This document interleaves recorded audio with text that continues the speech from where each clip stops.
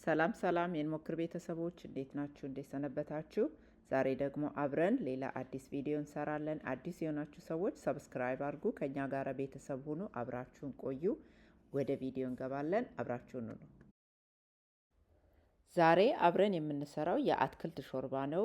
እንዲሁ ስታዩት ሚኒስትሮኒ ሊመስል ይችላል፣ ግን ሚኒስትሮኒ አይደለም። ሚኒስትሮኒ ውስጥ ቲማቲም ይገባል እና ደግሞ ሌሎችም የተለያዩ ቦሎቄ አይነቶች መግባት ይችላሉ ማለት ነው። ግን ያው መኮሮኒውን ስታዩ ሚኒስትሮኒ እንዳይመስላችሁ። ሌላው ደግሞ ጎመን እንጨምርበታለን። ጎመን ሾርባ ውስጥ ይጨመራል ወይ እንዳትሉ፣ አሁን ይጨመራል።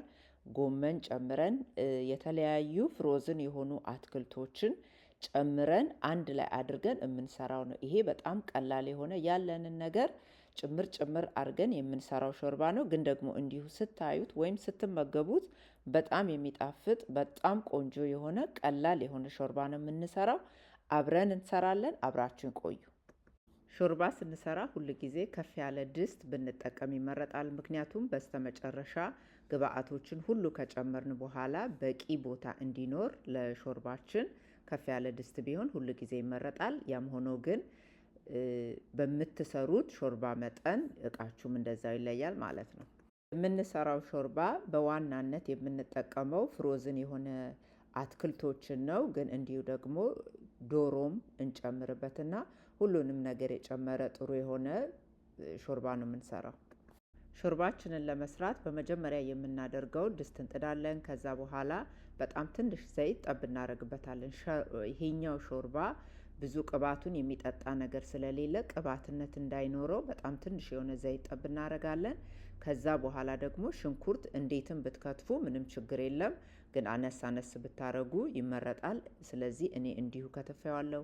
ከዛ በኋላ ደግሞ አረንጓዴው ያያችሁት የሰለሪ እንጨት ነው። ሰለሪ በብዙ ነገር ለእኛ ለጤናችን ጥሩ ነው። ስለዚህ ሰለሪውን በርከት አድርጌዋለሁ። ጣዕሙንም ቆንጆ ያረጋል፣ ያጣፍጣል። ጥሩም ስለሆነ በርከት አድርጌዋለሁ። ሰለሪ፣ ሽንኩርትና ዘይቱን ምንም ውሃ ሳንጨምርበት ቀስ እያልን በደንብ አድርገን እናበስለዋለን። ከዛ በኋላ እዚህ ጋር የምታዩት ብላክ ፔፐር ነው የጨመርኩበት።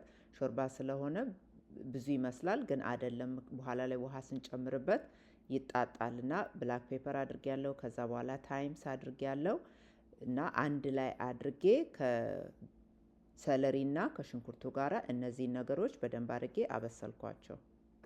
ሽንኩርቱና ሰለሪው እየበሰለ ነጭ ሽንኩርትና ዝንጅብል ፍሬሽ ካላችሁ ወይ ፍሬሹን ማዘጋጀት ትችላላችሁ። ካለበለዚያም ደግሞ እዚህ ጋር እንዳያችሁት እኔ አዘጋጅቼ በረዶ ቤት ስለማስቀምጥ ስኩዌር የሆኑት ሁለቱን የጨመርኩት ነጭ ሽንኩርትና ዝንጅብል ቀደም ብዬ ያዘጋጀሁት ነው። ስለዚህ እናንተም ያላችሁን ትንሽ በርከት ብታረጉበት ሾርባችሁን ያጣፍጣል። ለዛ ነው እኔ ሁለት ስኩዌር እዚህ ጋር የተጠቀምኩትና እሱን ጨመርኩ። ከዛ በኋላ ደግሞ አንድ የሻይ ማንኪያ ፔፐሪካ አረኩበት።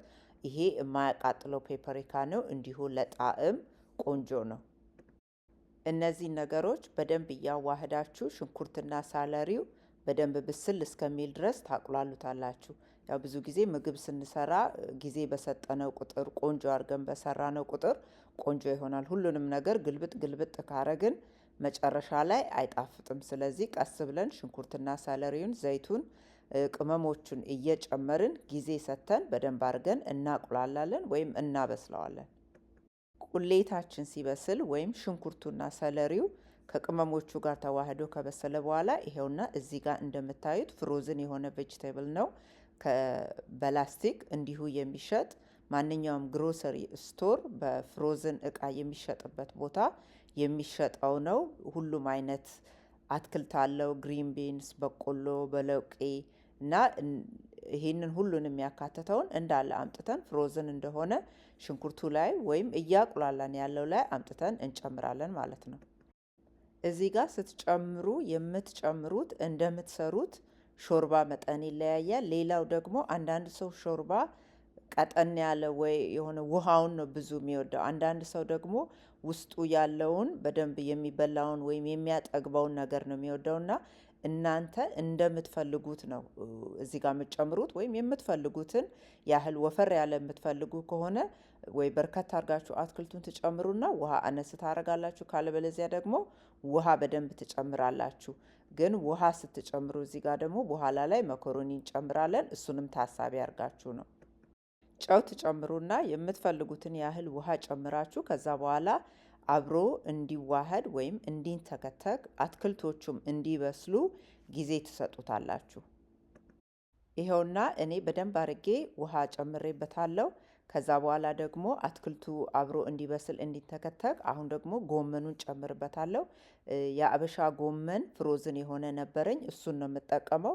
ስለዚህ ይኸውና እዚህ ጋር ጎመኑ የተከተፈ ጎመን ፍሮዝን ውስጥ የተቀመጠ ነው። አምጥቼ እንዲሁ ጨምረዋለሁ። አትክልቱ ከውስጥ ያለው ስላልበሰለ ጎመኑም ከሌላው አትክልት ጋራ በደንብ አብሮ ይበስላል። ለሾርባችንም ጎመኑም ቆንጆ ነው ማለት ነው። ካላችሁ ፍሬሽ ጎመንም መሆን ይችላል።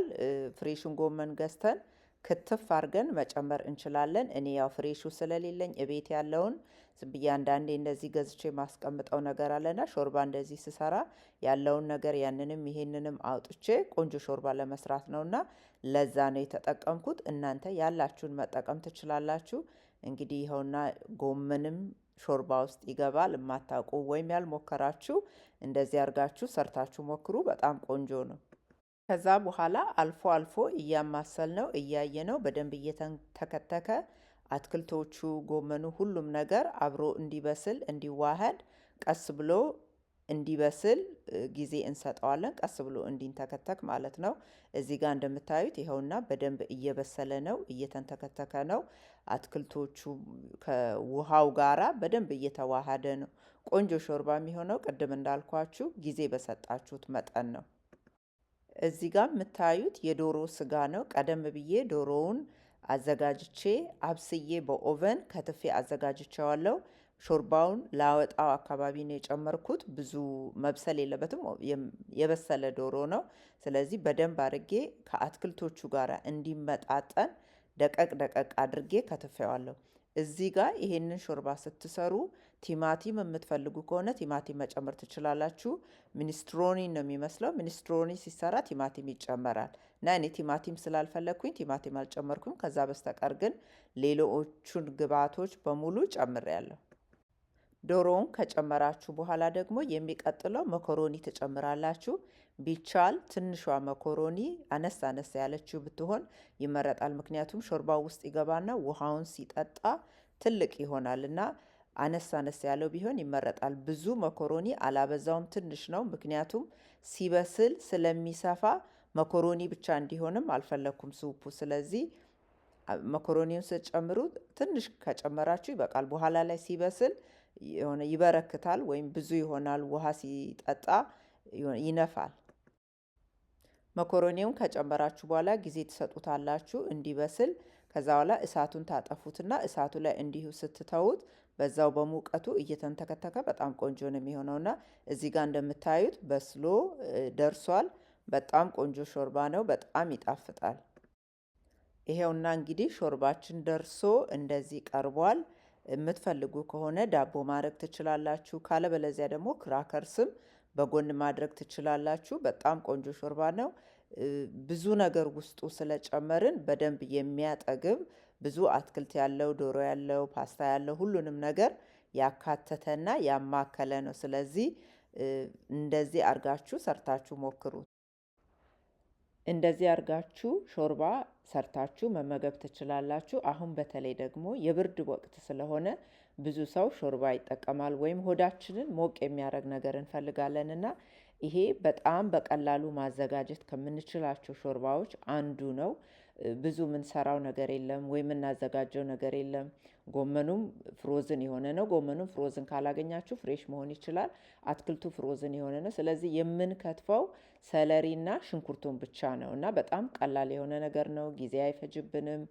ግን ደግሞ በስተመጨረሻ በጣም ቆንጆ የሆነ ሾርባ ነው የምንሰራው። ለመመገብ በጣም ቀላል የሆነ፣ ለመስራት በጣም ቀላል የሆነ ሾርባ ነው። እኔ እዚህ ጋር የተጠቀምኩት ፍሮዝን ቬጅቴብሉ ግሪን ቢንስ በቆሎ ምናምን ያለው ነው። እናንተ ደግሞ የምትፈልጉ ከሆነ ሌላኛው ደግሞ ብራክሊ ያለበት እንደ ስናፕ ያሉ ፍሮዝን የሆኑ እንዲሁም ይሸጠዋሉ። ከፈለጋችሁ ደግሞ እዚሁ ሾርባ ውስጥ ድንች መጨመር ትችላላችሁ። ካሮት ለብቻው ከትፋችሁ ወይም ደግሞ ምስር መጨመር ትችላላችሁ። ስለዚህ ሾርባ ስትሰሩ እናንተ የምትፈልጉትን በተለይ እንደዚህ አይነት ሾርባ ውስጥ የምትፈልጉትን ነገር በሙሉ መጨመር ትችላላችሁ። እናንተም እንደዚህ አድርጋችሁ በቀላሉ ሾርባ ሰርታችሁ ሞክሩ። የእናንተ እንዴት እንደሆነ አሳውቁኝ። ዛሬ አብራችሁኝ ስለነበራችሁ በጣም አመሰግናለሁ። አዲስ የሆናችሁ ሰዎች ይህንን ቻናል ለመጀመሪያ ጊዜ የምታዩ ሰዎች ሰብስክራይብ አድርጉ፣ ከኛ ጋር ቤተሰብ ሁኑ፣ ተቀላቀሉ። በሚቀጥለው ጊዜ ደግሞ በሌላ ቪዲዮ እስከምንገናኝ ድረስ ሰላም ሁኑ።